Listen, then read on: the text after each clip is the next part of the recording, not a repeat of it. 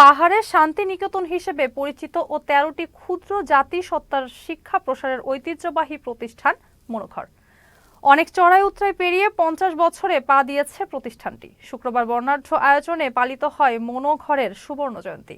বিদ্যালয় প্রাঙ্গণ পরিণত হয় নবীন প্রবীণদের মিলন মেলায়। প্রতিনিধি রকিব উদ্দিন রকির পাঠানো তথ্য ছবিতে দেখুন ডেস্ক রিপোর্ট। ১৯৭৪ সালে রাঙামাটির রাঙাপানি এলাকায় ৪ একর জমিতে গড়ে তোলা হয় মনোঘর শিশু সদন। মনোঘর শব্দের অর্থ পাহাড়ে জুম চাষের জন্য চাষিদের থাকার অস্থায়ী আশ্রয়স্থল। চাকমা, মারমা, ত্রিপুরা, তঞ্চঙ্গা, চাক, বম, লুসাই, পাংখোয়া সহ পাহাড়ের ১৩টি ক্ষুদ্র জাতিসত্তার অনাথ দরিদ্র শিশুদের আশ্রয় হয় মনোঘরে। আলোকিত করা হয় শিক্ষা দীক্ষায়। গেল ৫ দশকে এ প্রতিষ্ঠান থেকে দেশ বিদেশে নিজেদের প্রতিষ্ঠিত করেছেন কয়েক হাজার শিক্ষার্থী। ২০ ডিসেম্বর শুক্রবার ৫০ বছরে পা রেখেছে মনোঘর। সুবর্ণ জয়ন্তীর দুদিনব্যাপী উৎসবে প্রাক্তন শিক্ষার্থীদের পদচারণা আর নানা আয়োজনে মুখর হয়ে ওঠে মনোঘর প্রাঙ্গণ। প্রাক্তন মনোঘরের আবাসিক ছাত্র হিসেবে খুবই গর্ববোধ করছি। অনেক বছর হারিয়ে যাওয়া বন্ধুদেরকে আবার পুনর্মিলনের এই সময় আমরা একত্রিত হতে পেরেছি একটা আবেগ উচ্ছ্বাস দিয়ে আমাদের এই প্রতিষ্ঠানে। আমাদের জন্য একটি বড় অর্জন। যে কোনো প্রতিষ্ঠানের জন্য ৫০ বছর অতিক্রম করা কম কথা নয়।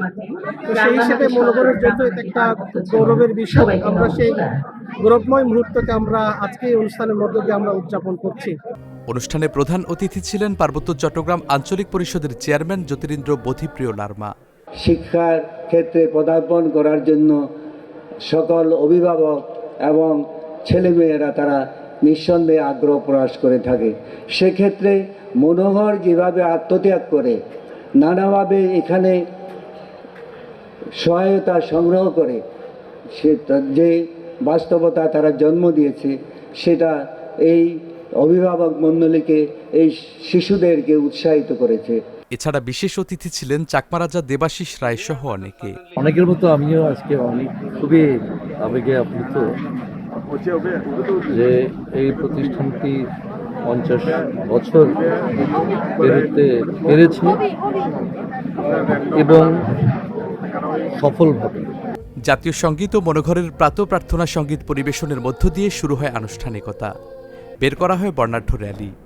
অনুষ্ঠানে মনোঘরের সুবর্ণ জয়ন্তী উৎসবের স্মারকগ্রন্থ উন্মোচন এবং অসামান্য অবদানের জন্য সুরেন্দ্রলাল ত্রিপুরা, সুবিমল চাকমা এবং বিপ্লব চাকমাকে দেয়া হয় সংবর্ধনা। ছিল সাংস্কৃতিক আয়োজনও। বিভিন্ন ধরনের সম্পর্ক আর যারা Saifur Rahman Rubel, channel S news desk.